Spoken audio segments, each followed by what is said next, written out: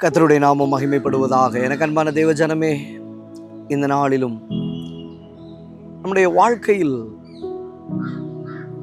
அநேக நேரங்களிலே கர்த்தருக்கு பிரியமில்லாத காரியங்களிலே நாம் நடப்பது உண்டு. அநேகர் சொல்லுகிறத கேட்டிருக்கிறேன். ஆலயத்துக்கு வரும் பொழுது நல்ல ஒரு உற்சாகமாக இருக்கு, கர்த்தருக்காக எதையாவது சாதிக்கணும், வாழணும், இப்படி இருக்கணும் அப்படின்னு இருக்கு. வீட்டுக்கு போயிட்டு அப்படியே ஒரு நாள் 2 நாள் அந்த ஸ்பிரிட்டில் ஃபில்டான மாதிரி இருக்கு. அடுத்து 2 நாளைக்கு அப்புறம் அப்படியே தோய்ஞ்சு போயிடுது.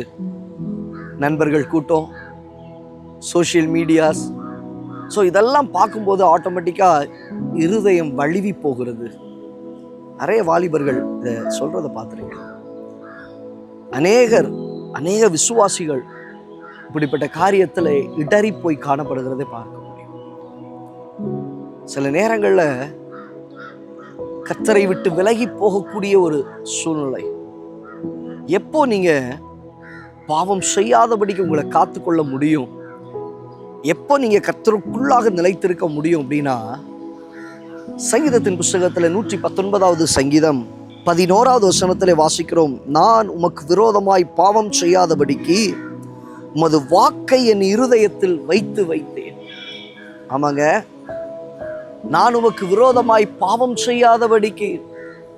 அப்போ கர்த்தருக்கு விரோதமாய் நான் பாவம் செய்யாம இருக்கணும் அப்படின்னா உங்க வாழ்க்கையில என்ன இருக்கணும்னா, கர்த்தருடைய வார்த்தை உள்ளத்துக்குள்ள இருக்கணும். கர்த்தருடைய வசனம் மாத்திரம் உங்களுக்குள்ள இல்லை அப்படின்னா பாவத்துல விழுந்துருவீங்க, அதற்குள்ள ஊறி கிடப்பீங்க. வசனம் இருக்கும் அப்படின்னா, வசனம் சொல்லுகிறது, அவன் தேவன் அருளிய வசனம் அவனுக்குள் இருக்கிறது, அவன் நடைகளில் ஒன்றும் பிசகுவதில்லை. அவ்வளவு அருமையான வார்த்தை, பிசகுவதில்லை. அப்ப உங்களுக்குள்ளே வருகிறதான எல்லா பாவ கிரியைகள், கர்த்தருக்கு விரோதமான காரியங்கள், கர்த்தருக்கு பிரியமில்லாத காரியங்கள், அதிலிருந்து நீங்கள் விடுவிக்கப்பட வேண்டும். எப்பவுமே ஒரு ஸ்பிரிட் ஃபில்டா இருக்கணும், ஆவியில் நிறைந்தவர்களாய் நீங்க இருக்கணும் அப்படின்னா மிக மிக முக்கியமான ஒரு காரியம் என்னன்னா, கர்த்தருடைய வார்த்தையில் நிறைந்திருப்பது, கர்த்தருடைய வசனத்தில் நிலைத்திருப்பது. தேவ பிள்ளையே, அதை தான் சங்கீதக்காரன் சொல்லுகிறான், நான் உமக்கு விரோதமாய் பாவம் செய்யாதபடிக்கு உடைய வாக்கை என் இருதயத்தில் வைத்து வைத்து. இன்னைக்கு உங்க இருதயத்தில் கர்த்தருடைய வசனத்தை வைக்கிறீங்களா? உங்க இருதயத்தில் கர்த்தருடைய வார்த்தைக்கு இடம் கொடுக்குறீங்களா? இன்னைக்கு நீங்க அநேக நேரத்தில் உங்க இருதயத்தில் உலக காரியத்துக்கு, உலக கவலைகளுக்கு, சோஷியல் மீடியாஸ்க்கு இடம் கொடுத்து அவைகள் எல்லாம் உள்ள கொண்டு போயிட்டீங்க. படுக்கும்போது அதை நினைச்சு பார்க்குறீங்க, நடக்கும்போது அதை நினைச்சு பார்க்குறீங்க, செஞ்ச பாவத்தை நினைச்சு இதற்கு இடம் கொடுத்து அதிலேயே இருக்கிறதுனால, அதிலேயே ஊறி இருக்கிறதுனால கர்த்தருக்கு விரோதமான காரியங்கள், கர்த்தருக்கு விரோதமான பாவங்கள் உங்களுக்குள்ளே நிலைத்திருக்கிறது. இன்னைக்கு ஆண்டவர்கிட்ட கேளுங்க, அதிலிருந்து எனக்கு ஒரு விடுதலையை தாரும். உமக்கு விரோதமாய் நான் பாவம் செய்யாதபடிக்கு உம்முடைய வாக்கை என் இருதயத்தில் வைத்துக்கொள்ள, அந்த வசனத்தில் நிலைத்திருக்க எனக்கு நீர் உதவி செய்யும் ஆண்டவரே.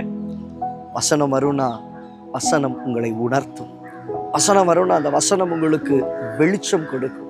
வசனம் வரும் அப்படின்னா உங்க வாழ்க்கையில் இருக்கிற இருள் நீங்கி போகும், உங்க வாழ்க்கையில கர்த்தருக்குள்ளே நிலைத்திருக்கிற அனுபவங்கள் பெருகும்.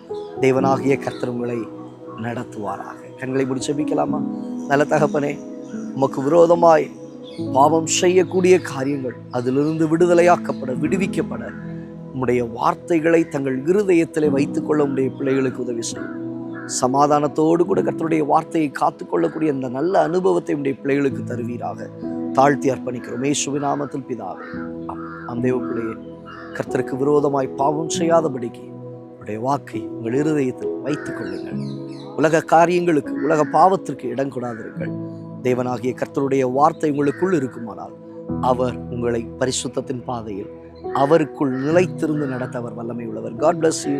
God bless you.